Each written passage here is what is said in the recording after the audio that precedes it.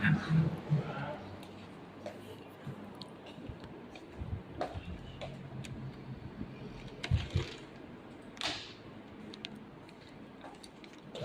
ဆိုရင်ဆက်ဆက်မရောက်ရနေပါပြီပစ္စည်းလိုတဲ့သူတွေရှိရင်မှာလို့ရပါပြီခင်ဗျ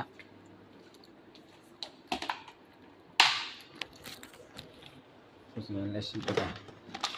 ကာဖက်လေးယူပြပါခင်ဗျ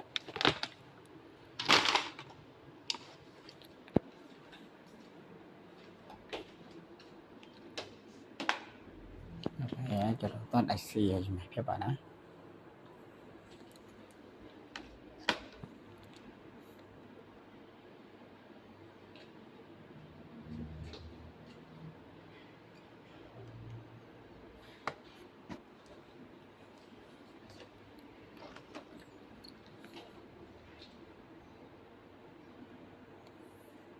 ခုဆိုရင်ကျွန်တော်စစမပြုံးမှာပစ္စည်းလာယူတာဖြစ်ပါတယ်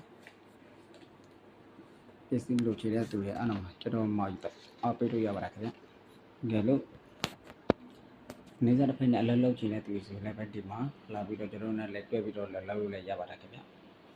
အလုပ်ကိုကျွန်တော်လူမျိုးပါတာမခွဲခြားပါနဲ့တက်ကြည့်အောင်ခွဲခြားပါနဲ့အလုပ်ကိုဖိတ်ခေါ်ပါတယ်ခင်ဗျတက်ကြည့်တဲ့သူတွေလည်းလုပ်လို့ရတော့အသိငယ်တဲ့သူတွေလည်းလုပ်လို့ရပါတယ်ခင်ဗျပညာမတက်ပညာတွေမတက်ပဲနဲ့လည်းလုပ်လို့ရပါတယ်အဓိကတော့အရေးချင်းမလို့ပါဘူးခင်ဗျကျွန်တော်ကုမ္ပဏီကဆိုတာတင်တဲ့တွေတင်ကြောက်ပြတဲ့တင်တဲ့စနေလည်းရှိပါတယ်ခင်ဗျတင်တဲ့ဆိုတာလည်းပဲပိုက်ဆံပေးရတာမဟုတ်ခေါက်မဲ့တင်ကြောက်ပြတဲ့မစ်စနေတွေပါခင်ဗျလာပြီးတော့ဟိုရပြီးတော့လောက်ကင်လို့ရပါတယ်ကျွန်တော်တို့နဲ့အတူတူလည်းတွဲပြီးတော့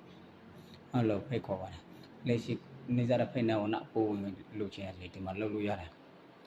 တရားတော့ကျွန်တော်ဆက်ရမှုရုပ်ဖြစ်ပါတယ်စားတော့ကောင်းတဲ့ကြမှာရေးလောက်တဲ့ပစ္စည်းတွေကျွန်တော်ထုတ်ကပစ္စည်းတွေထုတ်ပေးပါရခင်ဗျမိတ်ဆွေတို့စီးပွားရေးလုပ်မယ်ဆိုရင်လည်းရတယ်တကယ်လို့ရောင်းချဝါသနာပါတယ်ဆိုရင်လည်းရောင်းဝါသနာပါဆိုရင်လည်းပဲပစ္စည်းတွေလက်လက်ကဖြတ်ကြည့်ပြီးတော့ရောင်းချလို့ရပါတယ်ခင်ဗျကျွန်တော်တို့ကနေမှာအလောက်ကိုဖိတ်ခေါ်ပါနဲ့အမှတကူရတုပ်ပစ္စည်းရှိတယ်စိုက်ပြေးတုပ်ပစ္စည်းရှိပါတယ်ခင်ဗျပြီးတော့ကြမ်းမရေးပလော့တဲ့ပစ္စည်းရှိပါတယ်